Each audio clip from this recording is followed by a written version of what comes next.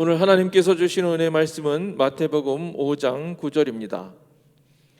제가 먼저 봉독하고 우리 함께 봉독하겠습니다.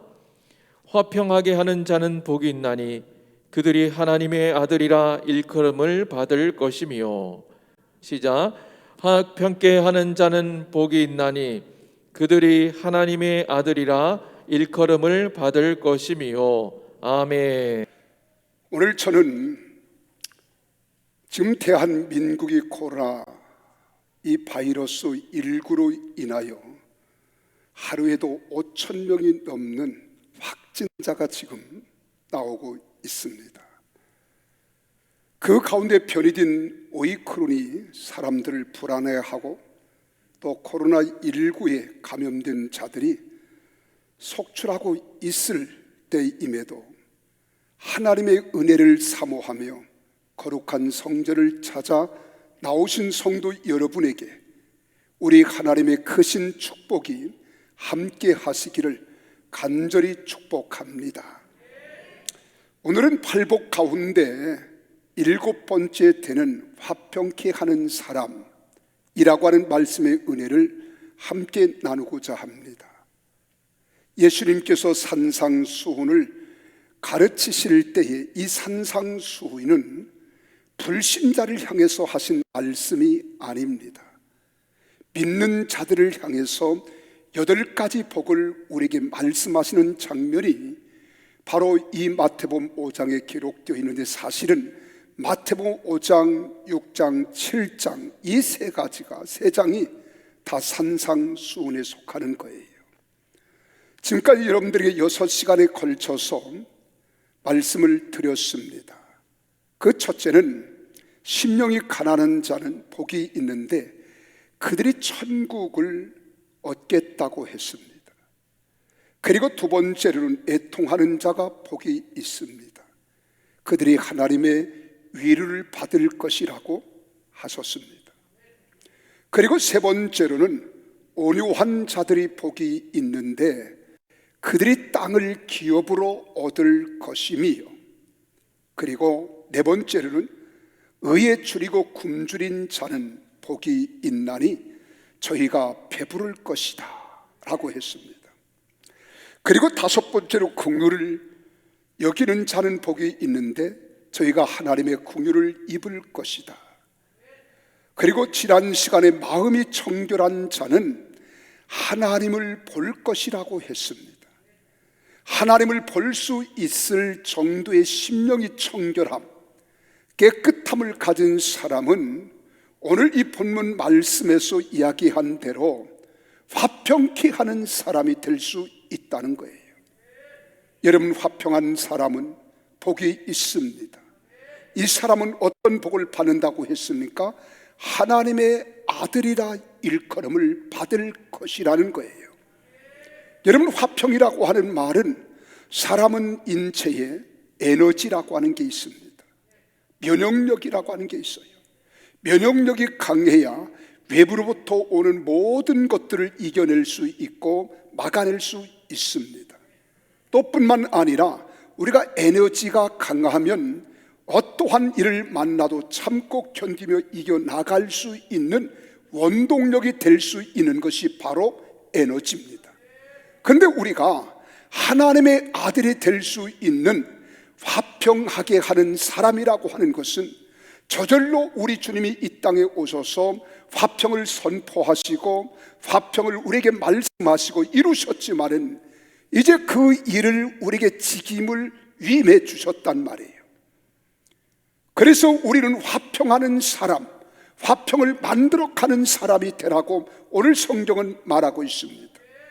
여러분, 세상을 살아가는 삶의 그 힘 가운데 화평이라고 하는 것은 내가 하고 싶다고 되는 게 아니라, 이루고 싶다고 이루어지는 것이 아니라 내 마음 속에 화평을 만들 수 있을 힘이 있어야 되는 거예요. 화평을 이루어 갈 수 있는 능력이 있어야 우리가 세상과 그리고 모든 사람들과의 관계에서 평화를 이루고 하나님 앞에 나아갈 수 있는 것입니다. 그래서 오늘 본문 말씀에 화평하게 하는 자 라고 하는 이 말씀을 원어에서 보니까 그렇게 말합니다. 오이 에이레노 포이 오이 그랬어요. 이 말은 에이레노와 포이에오라고 하는 이 두 단어가 합성된 단어입니다. 에이레노라고 하는 말은 평화, 안전하다 이런 말이라면 포이에오라는 말은 만들다, 행하다 이 말이에요. 이 말을 우리는 영어로 말하면 피스메이커라고 이야기합니다. 이것은 복수형으로 기록되어 있어요. 이 말을 한마디로 딱 함축해서 여러분들이 말씀을 드리면 평화를 만들기 위하여 노력하는 사람들이라는 말입니다. 이 평화를 만들기 위하여 노력하는 사람들이라고 하는 적극적인 의미로 이것을 기록하고 있다고 하는 것을 우리는 볼 수 있습니다. 소극적인 것 반대에 적극적 아니겠어요? 좀 더 우리는 이 일에 소홀히 하지 말라는 거예요. 주저하지 말라는 거예요. 이 평화를 만드는 일은 우리가 해도 되고 아니 해도 되는 것이 아니라는 거예요. 반드시 해야 할 일이라고 오늘 성경은 말씀하고 있습니다. 이 말씀은 이 세상을 이미 평화가 깨어진 세상이며 평화가 전제되어야 하는 세상임을 전제로 하신 말씀입니다. 물론 이는 인간과 인간 사이의 분쟁이라든가 나라와 나라, 국가의 간의 전쟁, 또 생태계의 파기와 같은 것들을 인하여 깨어지고 혼란한 세상을 가르치고 있지만은 사실 이 말씀을 깊이 우리가 내면에 들어가 보면 근본적인 문제인 죄로 인한 하나님과의 관계가 깨어진 세상을 말하고 있는 거예요. 여러분, 하나님과 우리의 관계는 죄 때문에 깨진 겁니다. 또한 우리 심령 속에는 거룩한 의와 선이 내포되어 있지만은 우리는 죄로 인해서 내 안에 갈등을 겪는 거예요. 죄로 인해서 사람들과의 관계에서도 불협화음이 일어납니다. 그리고 사람들과 연합하여 하나님 아름다운 모습을 만들어 갈 수 있음에도 우리는 죄라고 하는 것 때문에 이러한 것들을 제대로 우리는 이루지 못하고 있습니다. 죄가 세상에 들어옴으로써 인류는 사단에게 속한 자가 되었잖아요. 그러면서 하나님과 원수가 되었습니다. 하나님과의 관계가 산산에 깨어지게 되었다는 것입니다. 하나님과 관계가 산산에 깨어지고 우리 마음이 분열되어지고 우리 마음이 악한 마음을 품고 있기 때문에 사람들과의 관계에서도 아름다운 조화를 이룰 수 있는 심리가 없다는 겁니다. 설령 있다 할지라도 약하다는 거예요. 따라서 화평하게 하는 자는 자신의 몸을 희생의 제물로 바쳐서 평화를 회복하신 평강의 왕 예수 그리스도이심을 믿으시기를 바랍니다. 예수 그리스도의 피 공로로 힘입었음으로써 하나님과 화해하고 자신의 죄 문제를 해결했다고 하는 이야기입니다. 더 나아가서 형제의 죄를 용서하고 그들을 그리스도께로 인도함으로써 이 세상의 죄와 갈등을 해결하고 진정한 의미에서의 평화를 회복시키기 위하여 노력하는 자들을 이야기하는 겁니다. 그러므로 본문에서의 화평은 단순한 윤리가 아닙니다. 도덕적인 것이 아닙니다. 윤리와 도덕을 넘어서 그리스도의 보혈에 의해서 구속을 통한 구원을 의미하는 것입니다. 그런데 평화를 만드는 사람들이 하나님의 아들이라는 일컬음을 받을 것이라고 하는 이 말씀에 우리는 주목해 보십시오. 평화가 사라진 이 세상에서 평화를 만드는 자는 하나님과의 관계에서 하나님의 아들이라고 일컬음을 받을 것이라고 표현하고 있지 않습니까? 여러분, 하나님의 아들이라는 말이 얼마나 놀라운 은혜입니까? 놀라운 축복 중에 가장 큰 복인 줄 믿으시기를 바랍니다. 그래서 아들이라고 하는 말은 첫째로 아버지와 같은 집에 거한다는 거예요. 아버지 집에. 내가 아버지 집에 거할 수 있다는 것, 얼마나 큰 은혜입니까? 이보다 더 큰 은혜와 은총이 있겠습니까? 내가 아버지 집, 그 아버지가 누구예요? 천지를 창조하시고 만유의 주가 되시며 역사를 주관하시고 우리의 생사화복을 주관하시는 전지전능하신 하나님이 내 아버지이십니다. 그 아버지 집에 거할 수 있는 자가 누구냐? 아들이라는 신분을 가진 자만이 거할 수 있다는 거예요. 두 번째로는 아버지의 재산을 상속받는 특권을 누리게 됩니다. 그 아버지의 어마어마한 힘과 능력과 그의 모든 것, 땅에 있는 것, 하늘에 있는 것, 이 모든 것들은 다 아버지의 것이니 아버지로부터 우리가 상속을 받을 수 있는 존재가 바로 하나님의 아들인 거예요. 그리고 세 번째로 아들이라고 하는 말은 아버지의 신분을 이어받을 자입니다. 아버지의 신분이라고 하는 말은 영적인 하나님의 은혜 안에 우리가 거할 수 있다는 거예요. 하나님의 자녀가 될 수 있다는 거예요. 인정해 주신 거예요.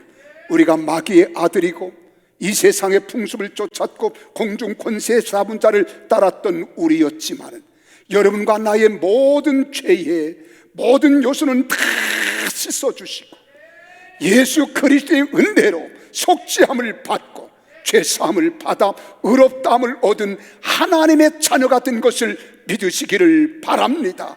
그래서 하나님은 우리 안에 거하시는 거예요. 우리는 그 하나님 안에 거하는 겁니다. 그래서 하나님은 나의 아버지가 되시고 나는 하나님의 아들 된 것을 믿으시기를 바랍니다. 근데 오늘 본문에서는 말합니다. 네가 하나님의 아들이면 하나님께서 우리에게 직임을 위임하신 일을 감당해야 된다는 거예요. 그래야 하나님의 아들이라 일컬음을 받을 수 있다는 겁니다. 여기서 일컬음을 받는다는 말은 세상 모든 사람들이 그렇게 인정해 준다는 거예요. 하나님 아버지께서도 우리를 심판하실 때 너는 내 아들이라고 말할 수 있다는 겁니다. 이것을 오늘 성경은 우리에게 말씀하고 있습니다. 그래서 우리는 이제 주님 안에 거하는 거예요. 주님은 내 안에 거하는 겁니다. 그래서 하나님은 말씀으로 오셔서 우리 안에 거하시고 우리는 말씀 안에 거하는 자가 된 줄로 믿으시기를 바랍니다. 그런데 오늘 본문에서 동사가 미래형으로 쓰인 것을 우리는 볼 수 있습니다. 성도들이 지금 현재도 물론 하나님께 속한 하나님의 아들이지만은 궁극적으로는 장차 하나님 나라 영원한 천국에서 하나님을 친히 배웠고 하나님과 교제하며 하나님 나라의 기업을 상속받는 하나님의 아들로서의 지위와 영광을 누리게 될 것을 약속하신 말씀인 줄 믿으시기를 바랍니다. 이 약속은 누구도 깰 수 없어요. 누구도 파괴할 수 없습니다. 화평을 만드는 자로 쓰임받는 것도 감사한 일인데 하나님의 아들이라 불려진다는 것은 참으로 큰 축복 중에 복인 것을 믿으시기를 바랍니다. 주님은 화평하게 하는 자가 이런 복을 받을 것이라고 말씀하고 있는 거예요. 그렇다면 화평하게 하는 자가 이렇게 복된 이유가 무엇인 줄 아십니까? 그것을 오늘 성경은 우리에게 말씀하고 있습니다. 그것을 여러분과 함께 나누고 싶은 거예요. 그 첫째는 화평하게 하는 일이 예수 그리스도의 사역의 중심에 있기 때문입니다. 그러니까 예수님이 이 땅에 오실 때 예수님이 하신 일 사역 많이 있잖아요. 그런데 이것이 예수님의 중심 사역이라는 거예요. 골로새서 1장 20절에 기록된 말씀을 보시기 바랍니다. 바울 사도는 골로새 교회 성도들에게 이렇게 말합니다. 그의 십자가의 피로 화평을 이루사 만물 곧 땅에 있는 것들이나 하늘에 있는 것들이 그로 말미암아 자기와 화목하게 되기를 기뻐하심이라 라고 말씀했어요.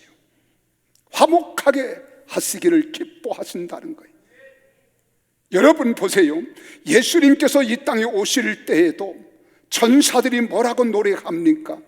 우리가 크리스마스를 맞이하면 크리스마스 때 이 말씀을 우리는 자주 인용하고 이 말씀을 통하여 설교도 하지만은 누가복음 2장 13절 14절에 보면 그렇게 말씀하고 있습니다. 호련히 수많은 천군이 그 천사와 함께 하나님을 찬송하여 이르되 지극히 높은 곳에서는 하나님께 영광이요 땅에서는 하나님이 기뻐하신 사람들 중에 평화로다 하니라. 이 말씀들은 예수님께서 오시기 전까지는 이 세상에 화평이 없었다는 말이 될 수 있다는 말입니다. 이 땅에 평화가 없었다는 거예요.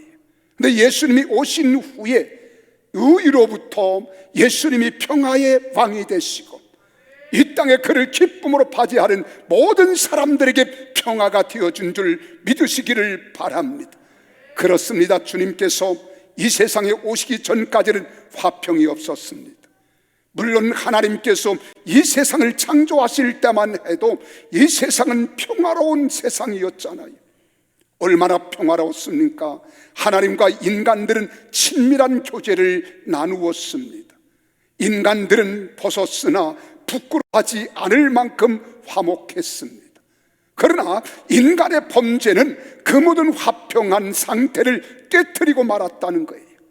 친밀했던 하나님과의 관계는 단절되었습니다. 범죄한 인간들 위에는 하나님의 저주가 임했습니다. 그리하여 인간의 내적 평안도 사라지고 말았습니다. 또 뿐만 아닙니다. 인간의 범죄는 인간 간에도 갈등을 일으켜서 서로 싸우게 한 것입니다. 서로 감정이 대립되고 나와 다르면 그 사람을 증오하고 미워하고 원망하고 불평하며 내 속에 있는 것들을 토해내기 시작하는 거예요. 그러면 우리의 관계는 더욱더 두터워집니다. 멀어져 가는 거예요. 주님은 그런 것을 우리에게 원치 않는 겁니다. 인간 내면의 평안도 즐거움도 사라졌잖아요. 그리고 또한 우리는 서로 간에 삶을 사는 가운데에서도 갈등을 일으켜 서로 싸우게 되어지고 이것이 폭언이 나오고 폭행이 되어지고 그리고 더 나아가서는 고소고발하게 되어지고 내 마음이 원치 않는 것을 이루어갈 때 우리 모두는 마음의 갈등의 아픔을 겪는 연속을 이어가는 겁니다. 오늘 이 땅에 존재하는 모든 갈등과 분쟁, 여러분 전쟁은 다 인간의 범죄의 결과라는 사실을 기억하십시오. 하나님은 그렇게 살아가기를 원치 않습니다.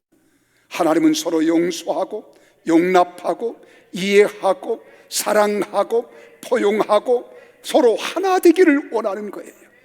마음에는 기쁨이 있고 사람과의 관계 속에서는 아름다운 조화를 이루며 한 공동체를 만들어 갈 때는 서로가 서로를 인정하면서 아름다운 균형을 이루어 가기를 하나님은 원하고 있습니다. 그런데 이 세상을 요즘 보세요.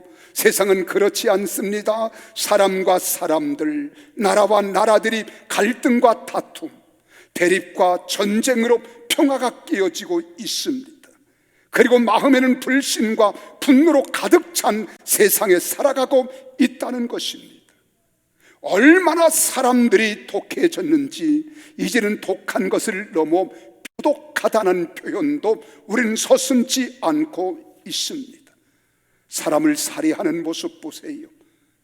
여러분, 미움이 변하여 증오가 되고 증오가 변하여 점점 더 가속화되어지면 그것이 폭발했을 때 사람의 생명도 파리 목숨처럼 여기고 해하는 일들을 우리는 우리 주변에서 얼마나 든지 봅니다. 그러면서 나와 다르면, 나와 틀리면 우리는 서로 분노를 표현하고 감정을 표현하는 거예요. 그리고 문제를 더 야기시키는 거예요. 요즘 우리 대한민국을 보세요. 우리나라 대통령 후보들도 서로 물고 뜯고 싸우는지 정말 보면 볼수록 부끄럽습니다. 우리는 이렇게 말할 수도 있잖아요. 그 사람 참 귀한 분입니다. 훌륭한 분이에요. 참 놀라운 분입니다. 그러나 저는 그분과는 달리 나는 이런 정책 전략을 세워가지고 나는 이 다음 대통령이 된다면 이 나라를 이렇게 이끌어 가겠습니다. 이렇게 하면 얼마나 좋아요. 그렇지 않잖아요. 남을 지탄하고 남을 비판하고 남을 비하하고 그는 잘못됐으니까 마땅히 그는 심판을 받아야 하고 갖가지 돼서는 안 된다 라고 하면서 물고 뜯고 분쟁을 일으키는 이런 모습 보십시오. 근데 참 안타까운 일이 있어요. 거짓말을 일삼고 그렇게 폭언하고 그리고 그렇게 언어를 순화시키지 못하고 사용하는 이런 사람들을 지지하는 사람들 보면은 같은 부류의 사람이 아닌가 하는 생각도 같습니다. 그러나 하나님께서는 결코 이러한 상태가 지속되기를 원치 않으신다는 거예요.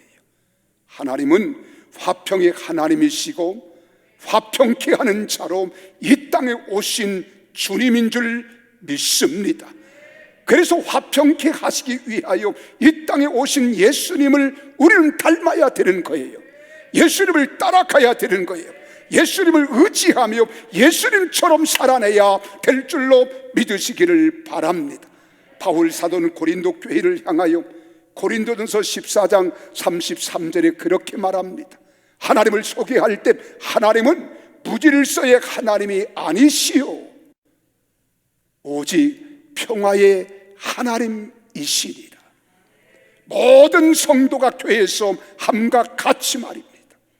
그래서 우리 하나님은 평화의 왕이신 줄 믿으시기를 바랍니다. 그래야 하나님께서는 다시 화평케 하시는 방법을 모색하셨으니 바로 당신의 아들 예수 그리스도로 하여금 죄인을 대신하여 십자가의 희생의 제물이 되게 하심으로써 죄의 문제를 해결하신 분이신 줄 믿으시기를 바랍니다. 주님께서는 인간의 육신을 입고 이 땅에 오셨습니다. 죄인들을 대신하여 죽음으로써 원수 되었던 하나님과 사람, 사람과 사람 사이에 화평의 다리를 놓아주신 분, 그분이 바로 예수 그리스도이십니다. 예수님 때문에 하나님과 우리가 하나 되었고 예수님 때문에 우리는 이웃과 함께 더불어 화합할 수 있는 것입니다. 그러므로 주님은 다 이루신 주님이신 거예요.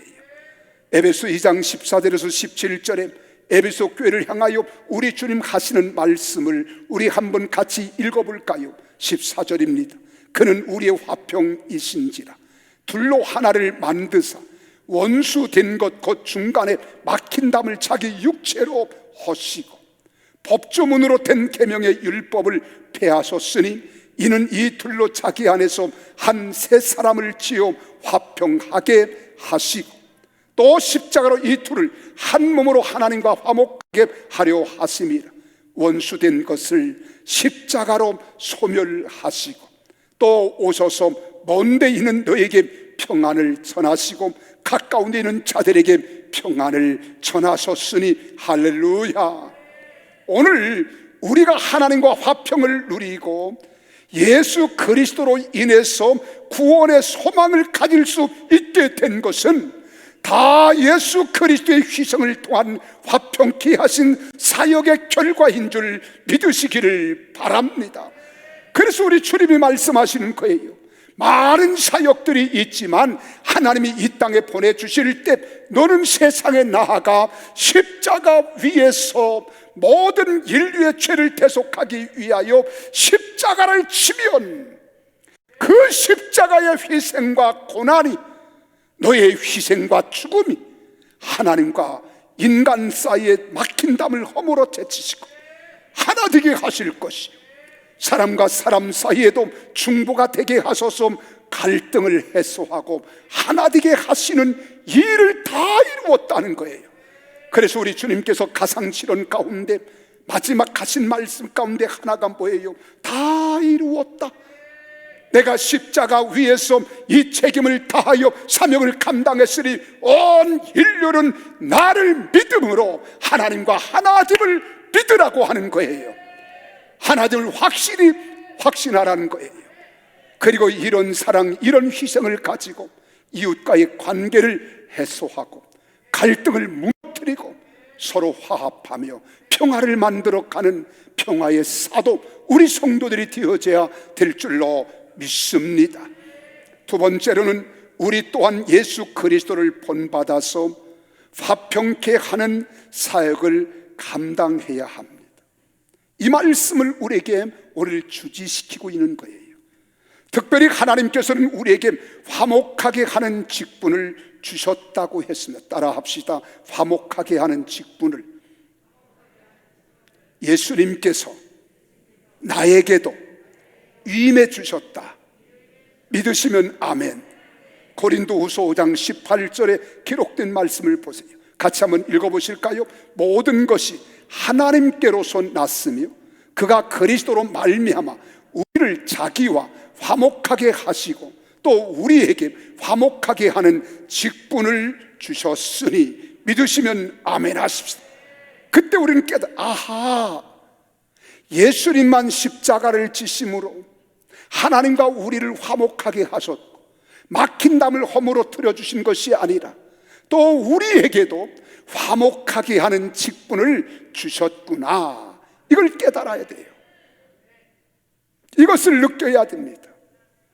따라서 화평하게 하는 것은 우리의 선택사항이 아닙니다. 해도 되고 아니해도 되는 게 아니라 의무사항입니다. 하지 않으면 안 될 당연한 거예요. 이를 우리는 위해서 이 땅의 부름을 받았다는 겁니다. 그렇다면 우리가 이 직분을 어떻게 수행해야 하겠습니까? 바로 그리스도의 화평의 복음을 전해야 합니다. 갈등과 다툼이 있는 곳에 평화를 심는 것을 우리는 주저하지 말고 해야 합니다. 그래서 성 프란시스코는 그렇게 말합니다. 나를 평화의 도구로서 주소서. 위대한 시잖아요. 그렇습니다. 우리는 평화의 도구가 되어야 합니다. 이것은 결코 쉬운 일만은 아닙니다. 철저하게 자기를 부인하고 희생의 수고를 통해서만 가능한 것입니다. 이 일은 쉽지 않기 때문에 그만큼 더욱 귀한 것이고 하나님이 아주 기뻐하시는 일이에요. 하나님께서는 이 일을 위해서 공생애를 시작하기 위하여 침례를 요단강에서 받으시자 마태복음 3장 17절에서 우리 주님의 음성이 그곳에 들려왔습니다. 뭐라고 들려주십니까? 이는 내 사랑하는 아들이요 내 기뻐하는 자라 하시니라. 여러분, 이 말씀이 무슨 말씀입니까? 우리 주님이 몹시 기뻐했다는 거예요. 네가 이 일을 행하는 것을 내가 기뻐한다는 거예요. 이 일을 위해서 내가 지금 세례받는 이 자체를 내가 기뻐하는 것만이 아니라 앞으로 내가 화평을 위하여 일할 사역을 내가 기뻐한다는 겁니다. 어느 부모가 자녀가 희생당하는 걸 원하는 부모가 어디 있겠어요? 다른 사람을 위해서 죽임을 당하는 일을 행하는 일을 즐겨할 사람이 어디 있겠습니까? 그런데 우리 주님은 이 세례를 받으시고 3년 반 동안 공생에 복음을 선포하시고 가르치시고 병든 자, 문제 있는 자 다 해결하시고 치유하시는 일을 행할 뿐만 아니라 사람들에 의하여 십자가 위에서 고난을 당하시고 마땅히 매를 당하시며 온몸은 갈기갈기 찢겨 죽으시고 머리에는 가시관을 쓰시고 양손과 양발에는 대못을 받고 허리는 창으로 찔림을 받은 채 물 한 방울 피 한 방울 다 아낌없이 쏟아야 할 그 일이 하나님 아버지가 기뻐하는 일이래요. 이것이 이해가 됩니까? 왜 기뻐하시겠습니까? 예수님이 당하신 고난 때문에 그 고난이 당하시는 고난으로 인하여 기뻐한다는 것이 아니에요. 그 고난으로 인하여 하나님과 우리 인간의 관계가 화목하게 될 것을 생각하시고 사람과 사람의 관계를 화목하게 이루실 것을 생각하시고 하나님 아버지가 기뻐하신 줄 믿으시기를 바랍니다. 우리도 그리스도의 남은 사역을 계승하여 화평케 하는 직분을 잘 감당할 때 하나님은 동일한 모습으로 기뻐하실 것입니다. 화평하게 하는 이 직분을 잘 감당하는 성도들이 되어질 때 우리 주님은 그렇게 기뻐하실 거예요. 하늘에서 영광을 받으실 거예요. 나는 여러분들이 다 그런 자들이 되어지기를 예수님 이름으로 축복합니다. 그래서 야고보서 3장 17절 18절에 말합니다. 오직 위로부터 난 지혜라고 하는 것은 첫째는 성결이라고 했어요. 우리는 지혜하면 세상을 살아가는 지혜를 가르쳐 말합니다. 또한 모든 사람들 앞에서 믿는 자로서 세상 사람들에게 머리가 들전정 꼬리가 되지 아니하고 으뜸이 들전정 꼴찌가 되지 아니하며 모든 사람을 치리하고 감독하며 이끌어 갈지언정 그들이 이끌림을 받는 자를 가르쳐 말하지는 않습니다. 인간의 얄팍한 것 지혜로 생각해요. 근데 성경의 지혜는 그렇게 말합니다. 여호와를 경외하는 것이 지혜의 근본이니라. 하나님을 경외하는 자들이 첫 번째 지혜가 뭐냐? 나를 하나님 앞에 정결하게 하는 겁니다. 성결하게 하는 겁니다. 그래서 주님은 내 안에, 나는 주님 안에 거하기에 부족함이 없도록 우리를 만들어 가는 것, 이것이 하늘로부터 난 지혜인데 첫 번째 성결이라고 했어요. 두 번째가 이렇게 성결함을 받은 사람은 하나님의 영이 거하기 때문에 서로 화평하는 사람이 된다는 거예요. 이런 화평의 사람이 가정에 돌아가면 가정이 행복해지는 거예요. 여러분 직장이 아름다운 직장이 되는 거예요. 우리 교회가 멋진 교회가 될 줄 믿으시기를 바랍니다. 그리고 관용하고 양순하며 긍휼과 선한 열매가 가득하고 편견과 거짓이 없나니 화평하게 하는 자들은 화평으로 심어서 의의 열매를 거두니라고 했습니다. 성결하고 화평하고 관용하고 양순하며 긍휼과 선한 열매를 맺을 때 화평이라고 하는 거예요.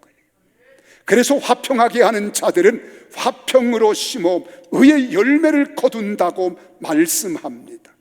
사랑하는 성도 여러분들이 세상을 화평하게 해야 합니다.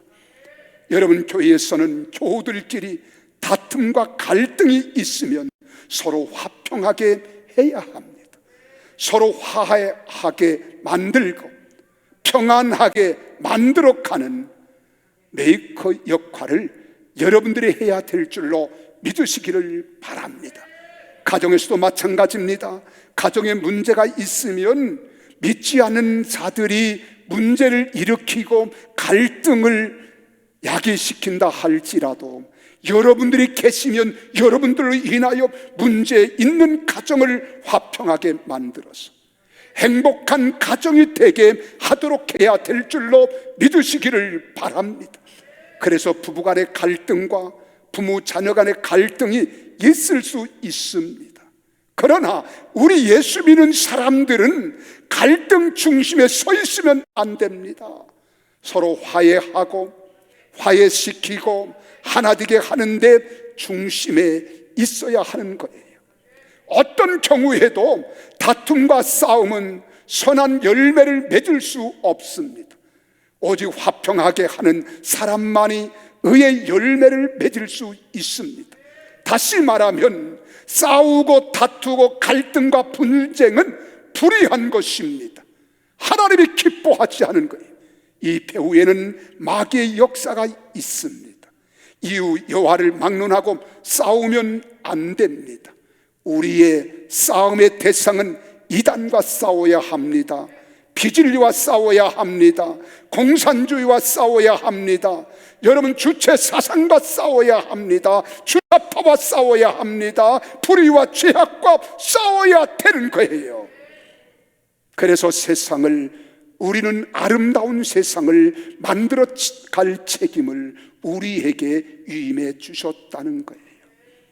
여러분 우리 싸움은 가볍게 여기지 마세요. 먼저 우리 마음에 갈등이 있습니다.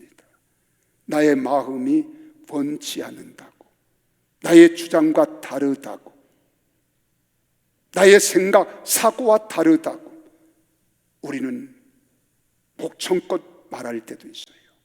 분노할 때도 있어요. 소리칠 때도 있어요. 하나님이 원하지 않는 거예요. 하나님이 원하시는 것은 서로 이해하는 거예요. 용납하는 거예요. 용서하는 거예요. 포용하는 거예요. 그래서 선으로 악을 이기는 거예요. 이것이 하나님이 기뻐하시는 겁니다. 여러분뿐만 아닙니다. 믿는 교우들끼리도 싸우면 마귀가 얼마나 좋아하는지 모릅니다. 믿는 사람들끼리 싸우면 안 돼요. 마귀는 박수치며 좋아 난리일 것입니다. 아무튼 싸우는 것은 악한 마귀의 역사입니다. 그래서 우리 내면의 갈등도 하면 안 되는 거예요. 선택권이 있잖아요. 선한 것과 악한 것. 우리는 선한 것 선택하면 돼요. 세상 것과 하나님의 것, 물불을 가리지 말고 하나님이 기뻐하시는 것 선택하면 되는 겁니다. 사람들과의 관계에서도 아름다우냐 추한 모습이냐, 아름다운 모습을 선택하면 되는 거예요. 나라와 민족도 마찬가지입니다. 여러분, 그래서 우리 대한민국은 지금 가장 어려운 위기에 직면해 있어요. 얼마나 귀중한 직면에 있는지 여러분이 상상할 겁니다. 특별히 남북한은 이념과 사상의 갈등의 총칼을 같은 민족끼리 겨누고 있습니다. 이것도 싸움이에요. 여기서 우리 지면 안 됩니다. 왜 그런 줄 아십니까? 북한은 공산주의이기 때문에 공산주의 사회주의는 유물론주의예요. 하나님을 인정하지 않습니다. 하나님의 존재를 인정하지 않아요.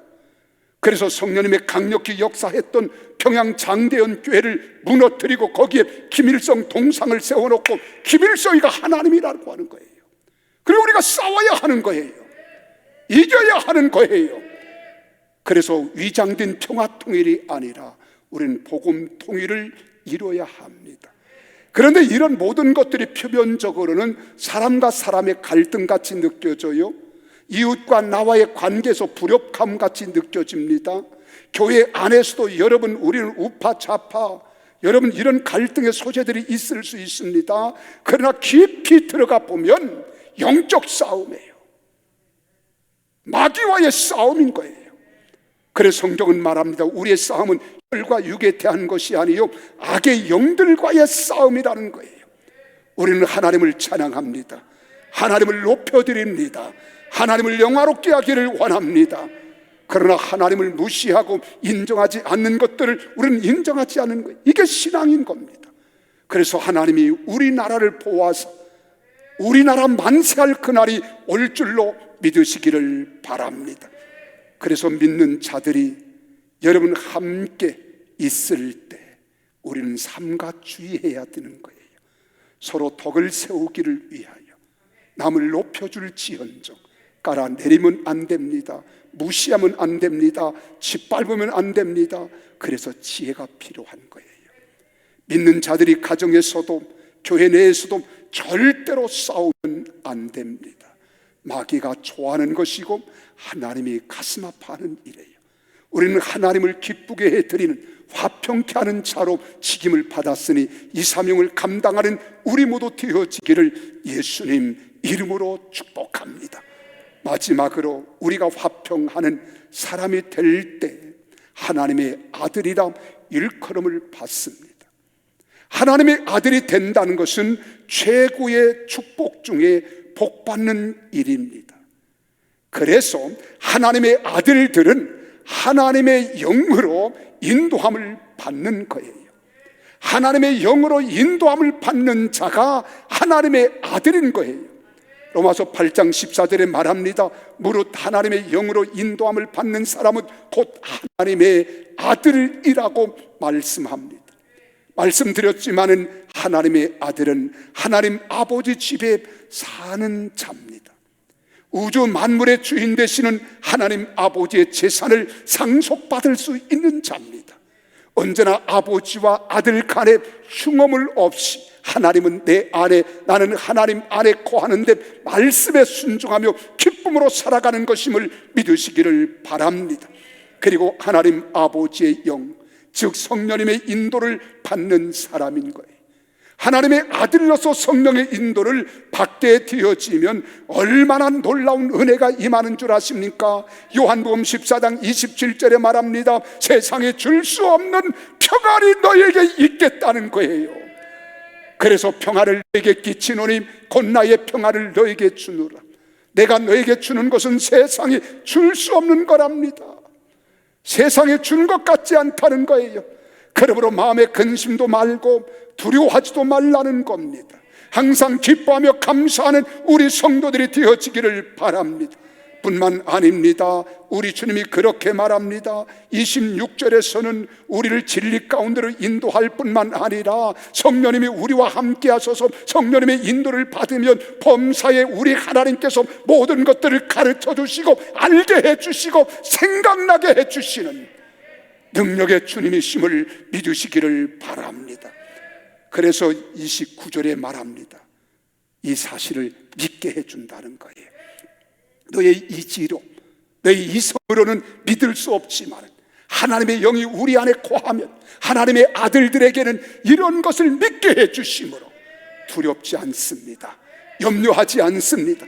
주저하지 않습니다. 뒤로 물러가 침륜에 빠지는 어리석은 자가 되지 아니하고 담대한 믿음을 소유한 자들이 될 줄로 믿습니다. 그런데 이런 사람들에게 또 비전을 주시는 거예요. 비전을. 요한복음 16장 13절에 그럽니다.